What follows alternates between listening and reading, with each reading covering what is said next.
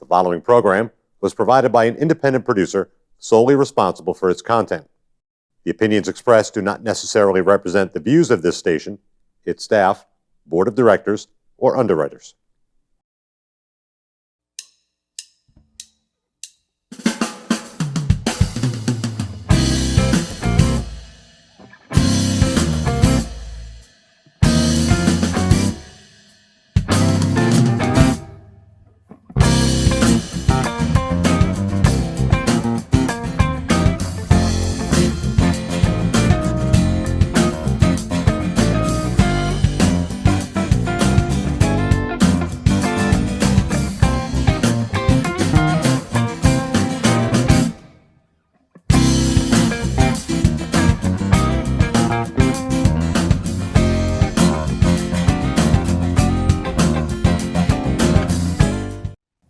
Welcome to another episode of Gate City Chronicles. I'm Kevin Avard, your host. Thank you for joining us. And today we're going to talk a little bit about the history of our show, about the station here. And with that, I want to welcome my guest, Andrew Cernota. And you are the president of the...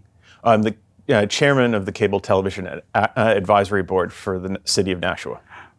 Welcome to the show. Thank you. And we were discussing a little bit off air that you've been doing this for at least 10 years, maybe yes, 11 years. Probably since about 2005. So basically from the beginning. Well, the city has had a government access channel for many years, probably going back as long as there has been cable television in the city. It was Channel 16 originally. And then right around the time that I joined the advisory board, the city was at that time renewing its franchise with Comcast, and as part of that requested funding and support for the public education and government access channels. So we at that time added channel 96 and 99 to the existing channel 16, and then we were able to use the funds that were raised at that time as part of the franchise fee to pay for the studio that we're in today and for the staffing to support the public education and government. Now, do you monitor how often the station's used at all? The advisory board does get regular reports as far as broadcasts that are made, or cablecasts rather, and the usage that's happening. And do we ever get any ratings? Is there any way of finding out how many people are actually watching the show? I know I have one. I don't believe we are on any ratings. I don't think Nielsen has found us. We do get some idea based not so much on the cable broadcast, but fairly recently we have provided for streaming of both the government and education access, but also the public access, and we can see how many views those have received. And has the viewership gone up over the years? Have you noticed any type of increase? As far as actual viewership, I think again because of the sort of lack of metrics there, it's hard to tell. Okay. But I have had people that have commented over the years that they value the programming, and one of the things that I think is particularly important is the ability for citizens to be informed as far as what's happening in city government. Yeah. That's one of the reasons I actually joined. I think it was in 2010. Dick Gagnon's the one who actually introduced me. I was a state rep at the time, and I was part of the Redress of Grievance Committee back then. And I was having lunch with Dick and Representative John Burt, who had his own TV show, and Janine Nada had her own TV show. And Dick said something to the effect, you could have your own TV show. And I'm thinking, like, are you talking to me? What do you mean? What does that mean? What would I say? What would I do? And having been part of that committee where we're basically listening to the people, it was a great way to give them more of a voice by bringing them into the television station, letting them actually be the star of their own conversation. And I thought, wow, this is a great way. So it furthers your public service as a state rep, as a senator, as a common citizen. It allows you to get your voice out there at no expense, other than the time that you actually put into it. And I found that to be a great service. And we've covered many issues on this show. Gate City Chronicles, speaking with the senators, speak up. We have almost 60,000 views just on YouTube on one of the shows that we've put out there. And so it's been a really wonderful journey. Meeting local people, listening to their voices, listening to their nonprofits, their programs, their ideas, their gripes. It's been amazing, and we've got this state-of-the-art television, and it's free, and people can come on, and you're part of that, and I'm very grateful for that. But that's the whole impetus for this. Well, it's certainly a large part of it, and basically the impetus is actually one of the reasons why I wanted to come and speak with you today. The city is in another franchise renewal phase. Oh, yeah. And part of that, the funding that is provided for both the broadcast of the meetings, the government meetings, the education channel with the broadcast of the sports from the schools, and the other programming from the schools, and of course the public access, that's funded by the franchise fee, which is provided to the city as under the franchise agreement. And so this is actually the third agreement that I will have played some part in. How's it looking? Are we? Do people see the value of this? I think generally speaking they do. Yeah. As far as how it's going, I think one of the key things to remember is that the franchise itself is structured under federal laws that were basically written in the 80s with some revisions in the early 90s. And a lot of the things that people are interested in and keyed in on as important topics really aren't covered by the franchise authority and the franchise agreements. So if people are interested in internet service, that's not included.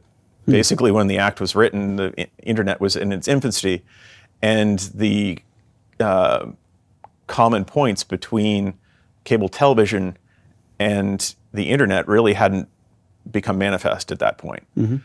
So there are a lot of things that people are interested in that really aren't covered by the agreement. So the city, as the franchise authority, has no control over your rates, how much you're paying for Comcast. Sure.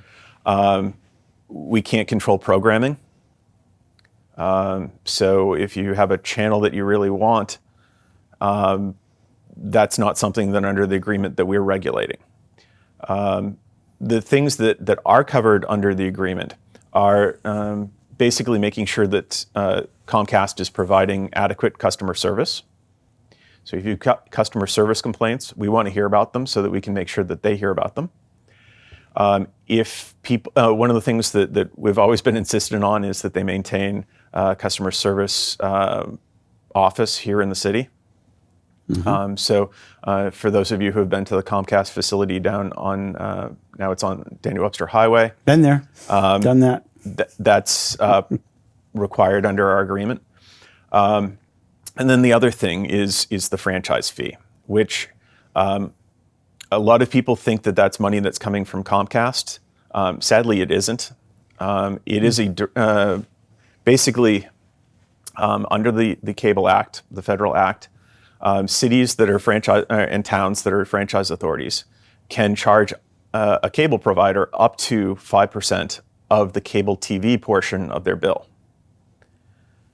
What happens is that actually gets added as a line item to the subscriber's bill. So it's not free money. It's actually the subscribers in the city are paying that. So we've always tried in Nashua. We've always tried not to abuse that. Right. We've kept it at 4% basically as long as I've been on the board. I think before that it was actually 3%. The way that it's structured now is that 1.3% goes to fund public education and government access. The remaining 2.7% goes to the city's general fund, which is used for general purposes for the city. So it's that money is sort of justified on the basis that Comcast is using the public right-of-ways for their cables. And they're paying the city for the use of that, but in reality, they're charging us as the subscribers for that. And it's not something that we control other than how much we ask, but it's something that was laid out under the federal statute as far as how that's operated. Which actually is a good segue to another question I'm often asked is competition. A lot of people think that the franchise agreement is a monopoly that the city is granting to Comcast to operate within the city. It's not. It's actually specifically not an exclusive franchise. Well, who are the competitors? Well, that's the thing. So there aren't competitors right now. But if any competitor came into the city, we would have to give them exactly the same terms that we would give to Comcast. So we couldn't prejudice them coming in, and we can't prejudice Comcast for their operations. The real barrier to entry for competition isn't anything that the city is doing. It's that Comcast has a legacy network that they've built up, since the 80s. Comcast and its predecessors have built up. They own the wires. They own the fiber optics. They own what's there. Now, they're getting some competition from Consolidated, which, of course, is a successor to Verizon, which, as the telephone company. Yeah, and we're seeing that out in the Ringe area and Mason area. We're hearing, stories. Right. The distinction there is that, remember, our franchise agreement only covers television. The television services that are being provided on Consolidated aren't actually being provided by Consolidated itself. They're streaming services that people that have Consolidated internet are using over their internet backbone. Okay. So so far they've not fallen within the guidelines that are laid out in the federal statute. My understanding is that there's some litigation that's going on in other parts of the country, and it certainly will be something that we'll be watching. I have a looming concern as we're sitting here talking. I really enjoy interviewing people and giving them an opportunity to come on this TV set and share what's going on in Nashua. Is there a jeopardy of losing this? Probably not immediate. I think one thing, as people transition away from a traditional cable television model to a streaming service or something like that, if there aren't updates to the statute, it certainly would be Is that a federal concern. statute or a state? It's a federal statute. Okay. There is a state statute, but it doesn't add much to the federal, and it really is a federal act. And as I say, the last update was in 1996. What's happening across the country? As I say, some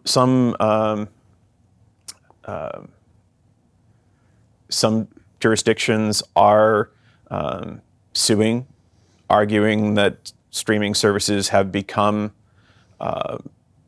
essentially cable television and therefore should fall within their franchise agreements. Right.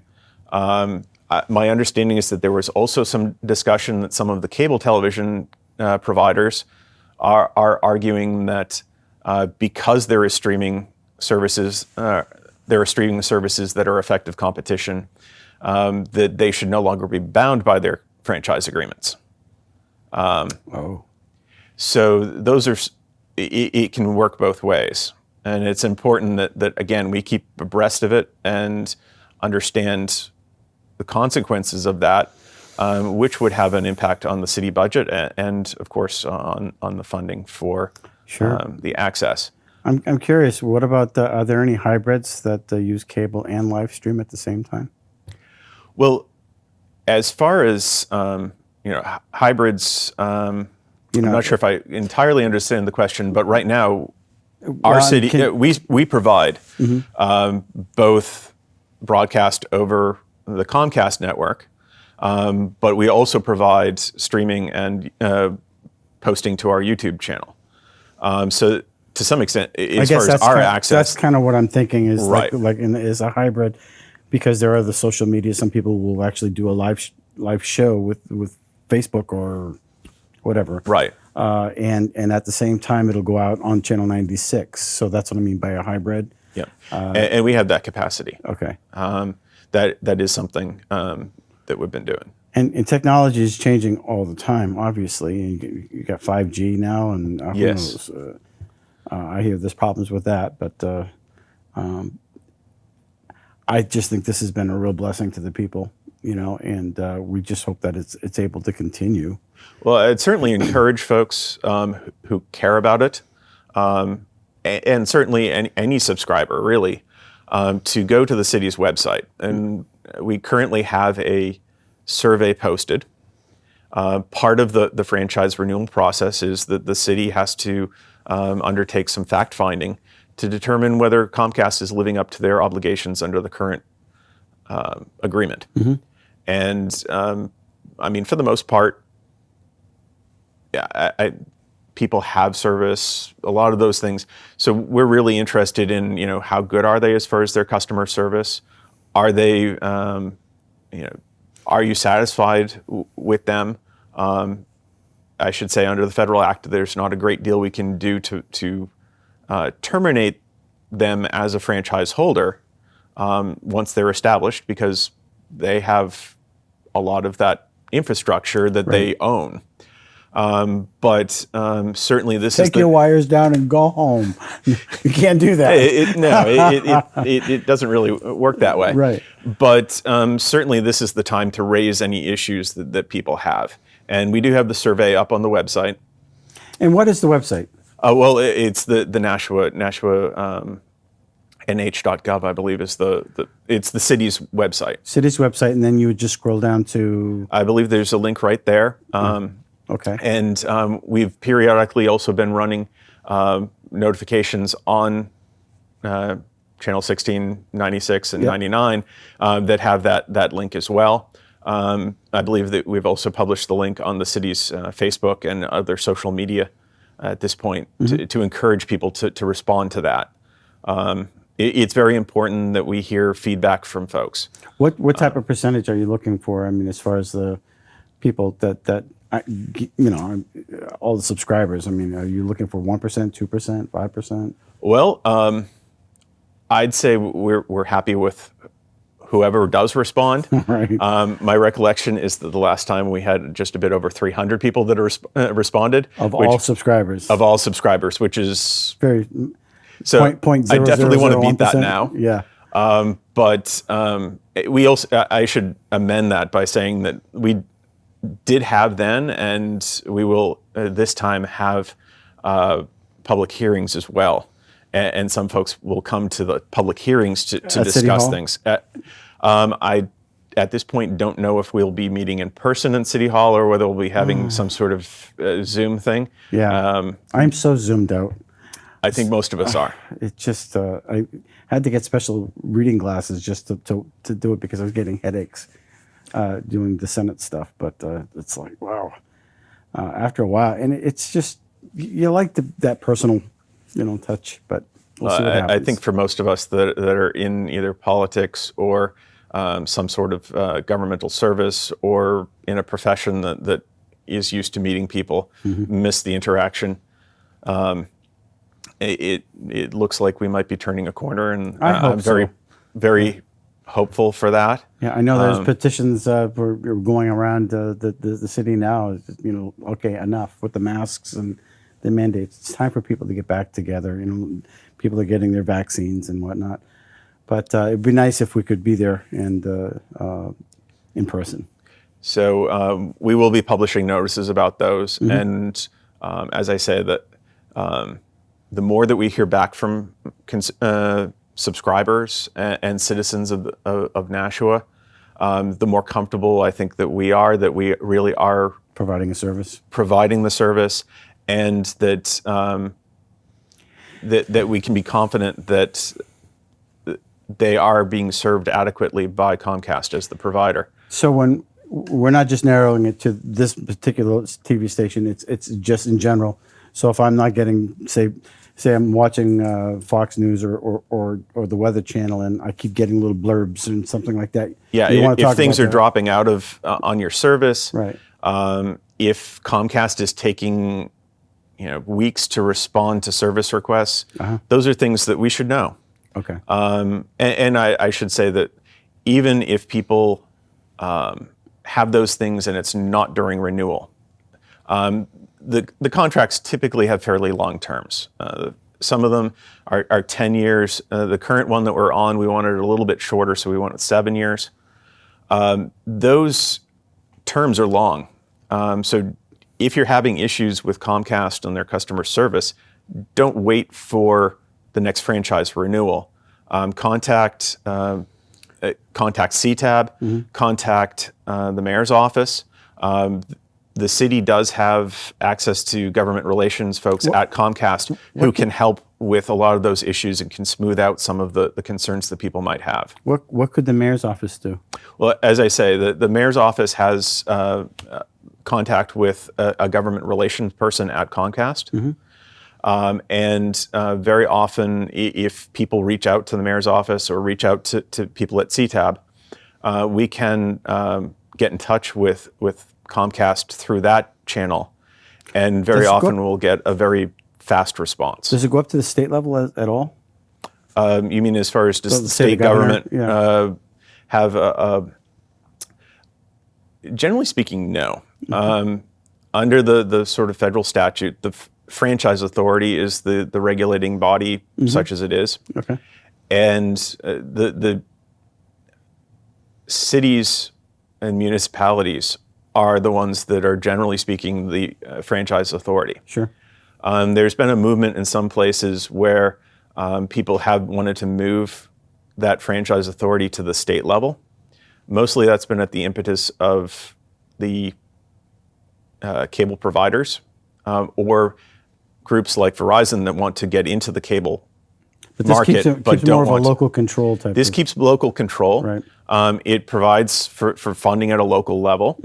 And it allows, Manchester is at 5%, we're at 4%. It allows the cities to look at their own needs, Right. and not have sort of a blanket, this is what you're going to get. I see. So that's, it has been a local municipality thing. The push to centralize it at the state level is really a push to try to make it so that the provider only needs to go to a single source to negotiate a franchise agreement. Instead of negotiating with every town, they can go to a single place and get the whole state. For us, I think local control matters. Yeah. And so there's a little bit of state involvement, but it's not in this particular. So if you're a cable subscriber and you're watching this show, you want to go to the city website, take the survey that's there. If you're enjoying the service, great. Let them know. If there's room for improvement, let them know as well. Things to look for would be something whether you're not getting the service, if the service is in and out, you're not getting the channels that you've subscribed to. Things like of that nature. And Yes, signal strength is always something, but if it's intermittent and you haven't really told them, well, obviously, Right. go through the normal channels. Are they looking to be better service providers? Well, as some of the competitive products become more competitive, I imagine it's not a conversation I've had with them, but my expectation is that they're going to be looking to improve their service because they're in a competitive marketplace. I think since we've been at our location, we've probably gone through 2 or 3 different types of modems. Just they were upgrading. We got a new one now. It's a white one, and before that we had a few others. But it seems as though one works a little better than the other, so it looks like they're upgrading. And I personally know that when we had one that wasn't working, just go, no questions asked. They just give you another one, and that's always been really good. It's just the waiting in line. Nobody likes to wait in line. And I'm not sure that that's something that we can necessarily regulate too much, but No. it is, and again, that's why we think it's important that they have a customer service location here. Yeah, and they do. Yep, yeah. So I guess it is a great service. I love this specific facility, but if people will go to the website, take the survey, that helps out the whole process. And we're looking for more than 300 people, obviously. Yes, the more response we get, the better. Right. And it's important to hear from people. We need to know if the city's needs are being met, and if we don't know, we don't. It won't reflect that. But I think it's also important to understand that this particular process has limits. And I'd love to be able to lower people's cable bills. Right. But I think we'd all like that, but it's really not within the city's authority. right. And as I say, the internet really isn't covered under it. But certainly, I think Comcast is generally receptive if we tell people that they're having a problem. They'll see what they can do. So go to the website, check it out, do the survey, and the website is the city website. The city website, and that's pretty much about it. And we appreciate you coming on the show to talk about this and Thank giving you for us an having me. update. I do appreciate this whole setting. I do appreciate having cable as well. I know some towns don't have it, but we're fortunate. So, Andrew, thank you for coming on the show. Thank you. And we appreciate your service. And if you have a topic that you'd like to come on the Gate City Chronicles and talk about, we'd love to have you. So until next week, thanks for watching. The preceding program was provided by an independent producer solely responsible for its content. The opinions expressed do not necessarily represent the views of this station, its staff, board of directors, or underwriters.